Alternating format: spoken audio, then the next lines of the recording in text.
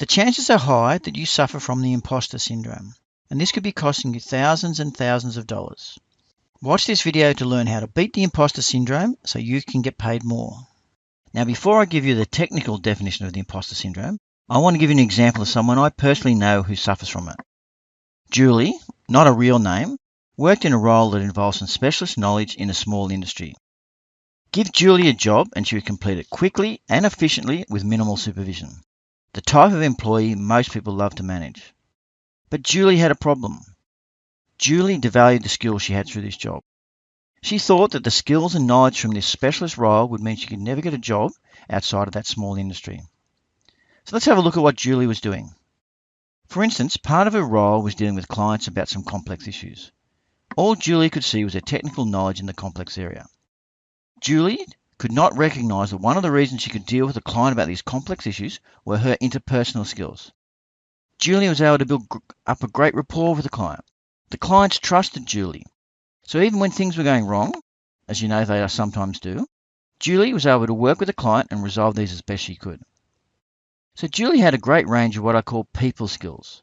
Great customer service. She cared for the client and put them first.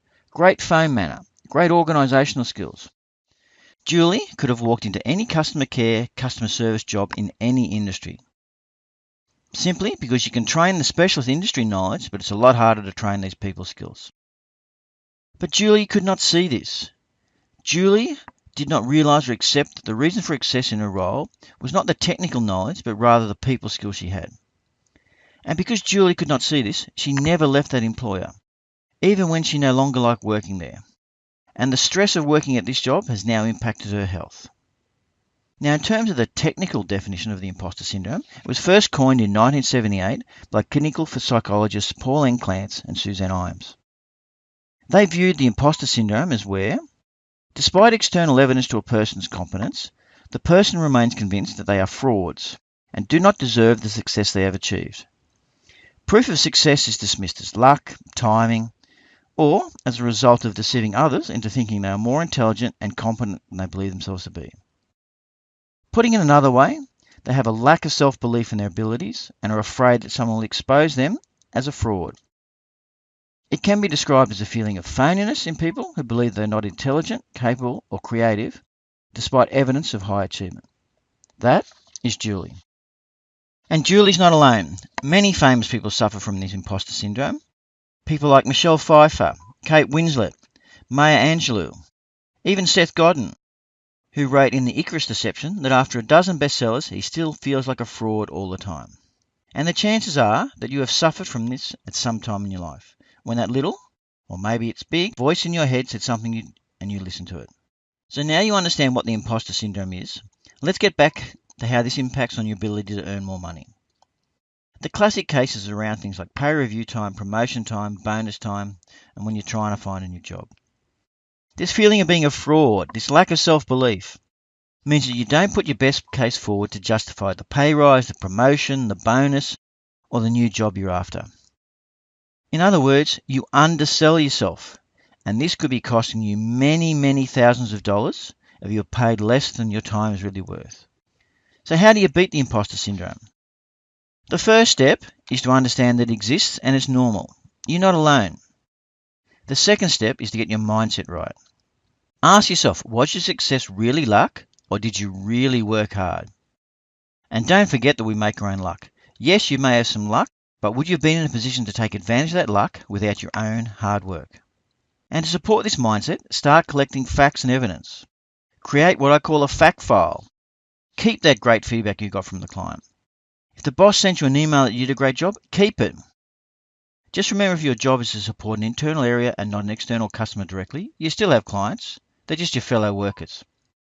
And don't be scared to ask for the feedback. Not only will this help you mentally avoid the imposter syndrome, by saving copies of these, you can bring these out to support your case for how good an employee you are at situations like pay review time, when you're going for a new job. Don't rely on trying to find them when you think you need them. As we all know, emails can be deleted. The third step is to create yourself a brag file. That's right, a brag file. Every time you achieve something, write it down. Be specific. For an example, I implemented a new system to do whatever which meant that whatever was done quicker, saving the business heaps of money.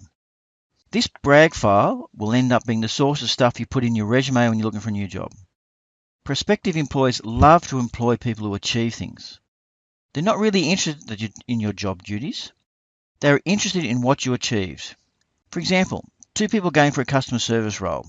One resume says they answered the phones. The other resume says they answered the phones and resolved 90% of the customer complaint in the first phone call. Which person are you more likely to ask for an interview? I would choose the latter. And you can give your manager or boss a copy of this brag file at pay review time, bonus review time. It all helps justify why your time is worth more and why you should get paid more. And by writing them down as you achieve them, you don't forget them. Often easy to forget all the things you do and the things you achieve. Now, the last step is to change your language. When someone praises you, don't deny, dismiss, or discount your achievements. Rather than saying it was good luck or it was nothing, say thanks. This helps you financially because if you keep telling your manager or boss it was nothing, it was luck, they're going to start to believe you. You condition them to undervalue. That's it. You are conditioning them to undervalue. This could hurt you at pay review, bonus time, promotion time. So you need to start to condition them as how good you are doing your job and how much you are helping them. So if you start doing these 4 things, understand imposter syndrome exists. Build up your fact file. Build up a brag file and change your language. You will find yourself increasing your self-belief and beating the imposter syndrome. And this will flow on to you seeing the financial benefits as your time is now worth more and you're able to get paid more. Thanks for watching my video today. If you want to see my new videos, either like me on Facebook or subscribe to my YouTube channel. Now, if you have a friend that you think could be interested in this video, please share this video below.